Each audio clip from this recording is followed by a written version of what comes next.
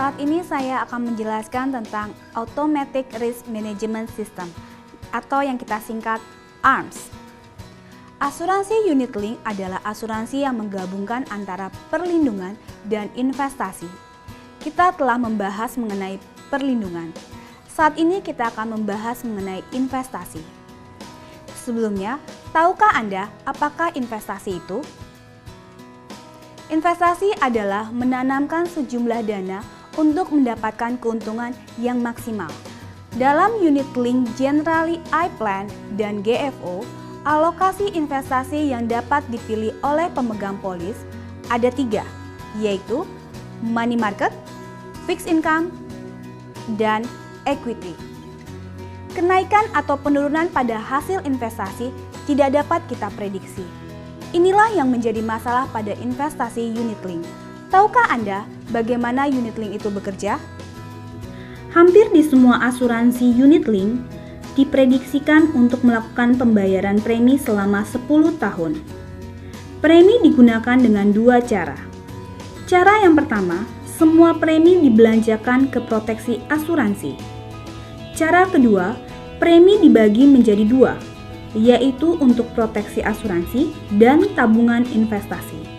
Kenapa polis unit link dijanjikan hanya menabung 10 tahun saja? Mari kita lihat. A.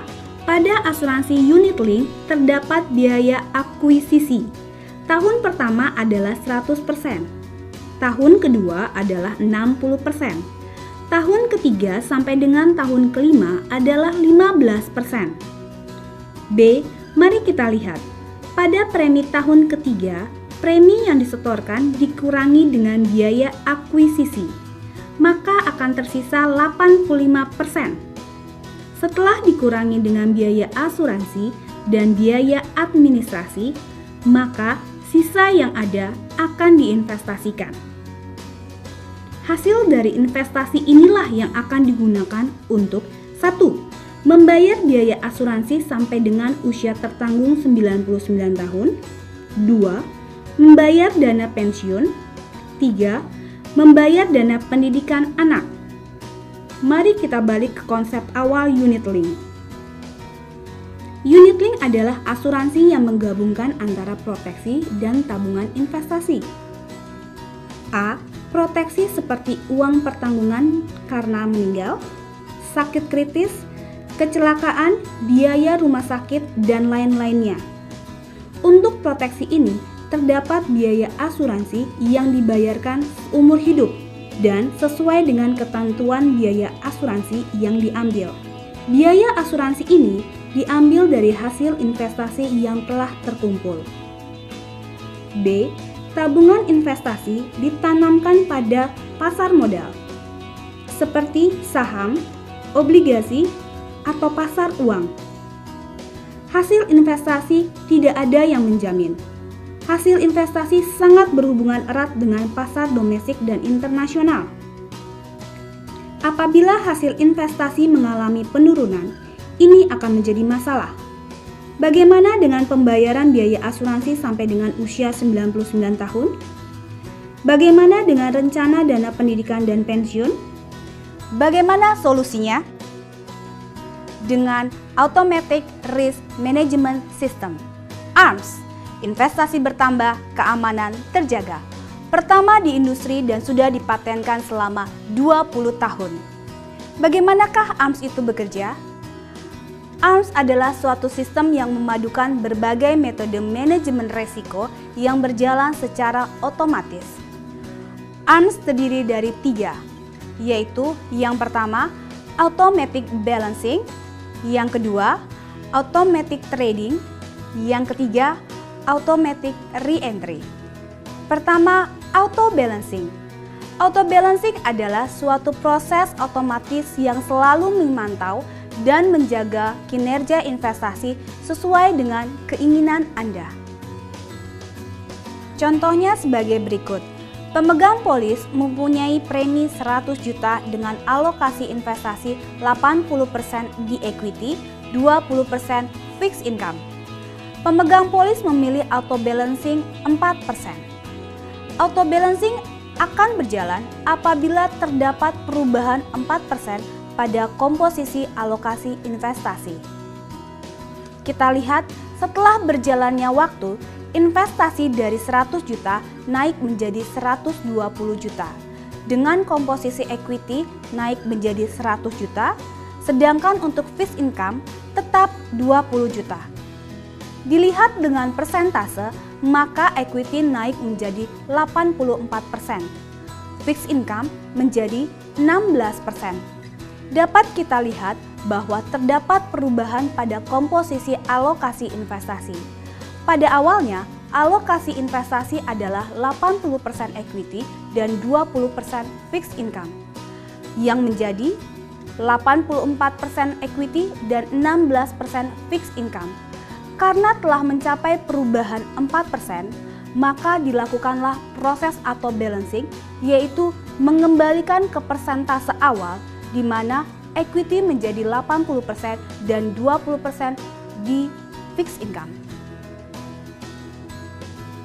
Yang kedua, auto trading.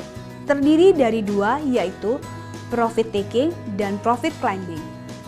Profit taking adalah suatu perencanaan dalam berinvestasi, yaitu untuk mencapai target pengembangan dana investasi pada suatu titik tertentu atau kita sebut profit taking, atau menghindari terjadinya penurunan dana investasi di titik tertentu atau yang kita sebut cut loss. Sebagai contoh, pemegang polis mempunyai dana yang diinvestasikan sebesar 100 juta dengan alokasi investasi 100% equity. Pemegang polis memilih profit taking 10%, cut loss 10%. Dengan berjalannya waktu, investasi mengalami kenaikan sebesar 10% dari dana awal. Dana awal yaitu 100 juta menjadi 110 juta. Karena sudah sesuai dengan profit taking, maka secara otomatis dana pemegang polis tersebut akan dipindah alokasikan dari equity menjadi money market. Demikian halnya apabila terjadi kondisi terbalik di investasi, di mana dengan berjalannya waktu, investasi mengalami penurunan sebesar 10% dari dana awal 100 juta menjadi 90 juta. Karena sudah menyentuh batas cut loss, maka secara otomatis dana pemegang polis akan dipindah alokasikan dari equity menjadi money market. Yang kedua dalam auto trading, profit climbing. Profit climbing adalah suatu perencanaan dalam berinvestasi, yaitu untuk menjaga agar baseline atau benchmark untuk realisasi trading plan selalu bergerak mengikuti pengembangan dana investasi. Sebagai contoh, pemegang polis mempunyai dana yang diinvestasikan sebesar 100 juta dengan alokasi investasi 100% equity. Pemegang polis memilih profit climbing 10%, cut loss 5%. Dengan berjalannya waktu, investasi mengalami kenaikan sebesar 10% dari dana awal 100 juta menjadi 110 juta. Maka secara otomatis 110 juta akan menjadi batasan awal untuk menentukan perhitungan cut loss, di mana pada contoh ini cut loss adalah 5%. Akan dihitung dari 110 juta. Jika terjadi kenaikan lagi pada investasi, naik 10% dari 110 juta menjadi 121 juta, maka 121 juta akan menjadi batasan baru untuk menentukan perhitungan cut loss. Bila benar terjadi penurunan 5% dari 121 juta, maka secara otomatis dana pemegang polis akan dipindah alokasikan dari equity menjadi money market. Yang ketiga dari ARMS, auto re-entry. Auto re-entry adalah proses penentuan momentum bagi investor untuk kembali berinvestasi ke alokasi dana awal dan terakhir jika pernah melakukan perubahan. Kita ambil contoh dari profit climbing sebelumnya dengan ditambahkan auto re-entry 5%. Pada awalnya, dana pemegang polis berada 100% di equity. Dengan berjalannya waktu, investasi mengalami kenaikan sebesar 10% dari dana awal 100 juta menjadi 110 juta. Maka, secara otomatis 110 juta akan menjadi batasan baru untuk menentukan perhitungan cut loss, di mana pada contoh ini, cut loss 5% akan dihitung dari 110 juta. Jika terjadi kenaikan investasi 10% dari 110 juta menjadi 121 juta, maka 121 juta akan menjadi batasan terbaru untuk menentukan perhitungan cut loss. Bila ternyata benar terjadi penurunan 5% dari 121 juta, maka secara otomatis dana pemegang polis akan dipindahkan alokasi investasinya dari equity menjadi money market. Tapi ingat, perhatian kita tetap di equity. Karena jika equity mengalami penurunan 5% lagi dari batasan terakhir atau batasan cut loss, maka secara otomatis dana yang ada pada money market akan kembali dipindahkan ke equity. Di Generali, kita memiliki dua jenis unit link. Yang pertama adalah GFO, yang kedua adalah iPlan. Perbedaan ARMS pada iPlan dan GFO.